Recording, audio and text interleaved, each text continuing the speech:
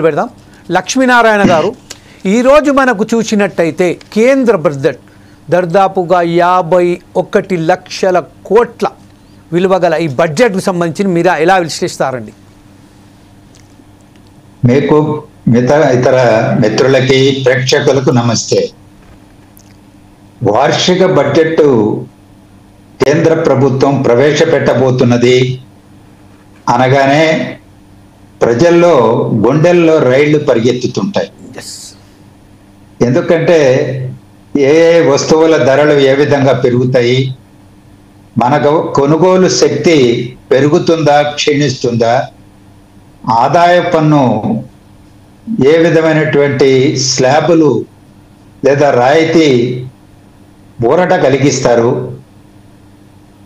మూలధన పెట్టుబడులు ఉపాధి అవకాశాలు పెంచేటువంటి పారిశ్రామిక రంగంలో, వ్యవసాయ రంగంలో, అలాగే ఇతర రంగాలు సూక్ష్మ మధ్య తరగతి పారిశ్రామిక రంగంలో ఎలాంటి రాయితీలు ఇస్తారు, ఉపాధి కల్పించేటువంటి అవకాశాలు మెరుగుపరుస్తారు అని కొండంత ఆశతో ఎదురు చూస్తారు. కానీ ఇప్పుడు మీరు ఏదైతే చర్చనీయాంశం చేశారో అప్పులు తెప్పలు, ఇది నిజంగా ఆందోళన కలిగిస్తున్నటువంటి అంశం.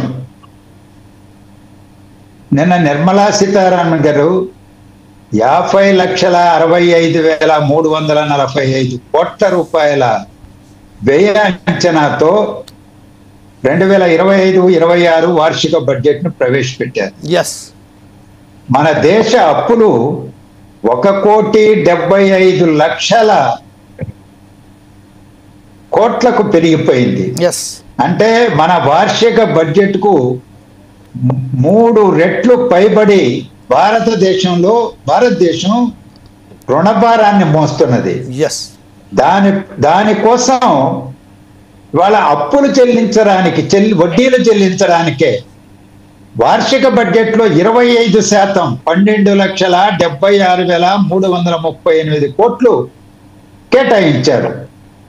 మరోవైపున అప్పులు తీసుకురావడానికి అంటే ద్రవ్యలోటు అని చెప్పి చాలా చక్కటి పేరు పెట్టుకున్నారు. అది అప్పు, ద్రవ్యలోటు అంటే అప్పు తీసుకురావడానికి. ఆ అప్పు ఎంత తెస్తారు అని అంటే 15,68,936 కోట్లు.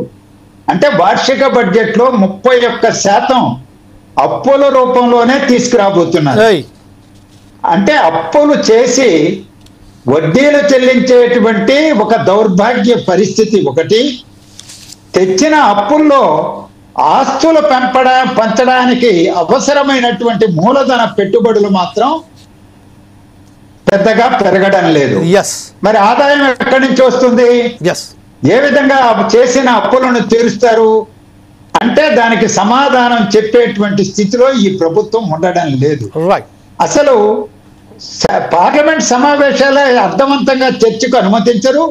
ప్రతిపక్షాల యొక్క నోరు నొక్కేస్తారు, ఎక్కువ మాట్లాడితే బయటికి గెంటేస్తారు, మమ్మ అనిపించి చర్చని ఆమోదం తెలియజేసుకుంటారు.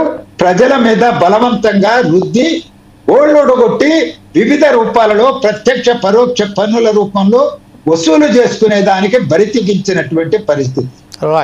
సార్, ఒక విషయం